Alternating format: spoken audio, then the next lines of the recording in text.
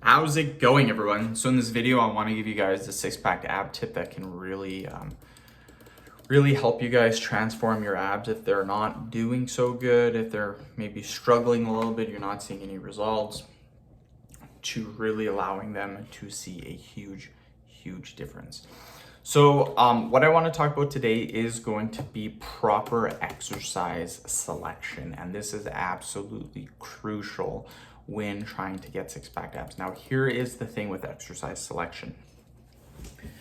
Most people, when they train their abs, they do two mistakes. One, they don't train their abs with training upper and lower. They only do one or the other. They don't really target both. And the second one is they do too many exercises. This is so bad because you only need a few amount of exercises to really target your abs. Here's what I do when I am doing my six-pack ab training. I will do one movement for my upper abs and I will do one movement for my lower abs, and that is it.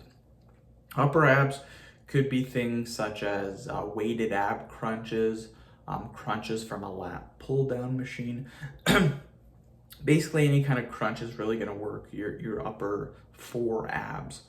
The lower two abs should be targeted by movements that target the lower abs, so the bottom two abs. The best movement I've ever found for lower abs is flutter kicks. By far, in my opinion, the best lower ab movement. Some other lower ab movements could also be reverse crunches. Reverse crunches really target the lower abs.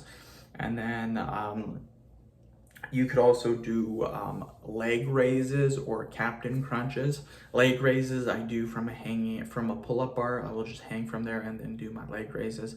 That's what I used to do for the longest time, and that would allow me to get really chiseled six-pack abs. So that's something that I really recommend. You'll notice a huge difference. You don't need a whole day for training your abs. This is another mistake. Some people, what they will do is they will have a whole day for abs. They'll be like, okay, today's ab day, that's it. What I do is I train my abs after my main workout.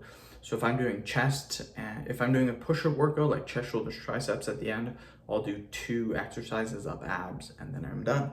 It's very simple, and I find you get some good results just by doing that. You don't, and train every other day. This is very important. Allow your abs 1 day of rest. So end the video. Thank you so much for watching. Please subscribe to my channel if you haven't already. Please follow me on Instagram, Dylan Burke 999.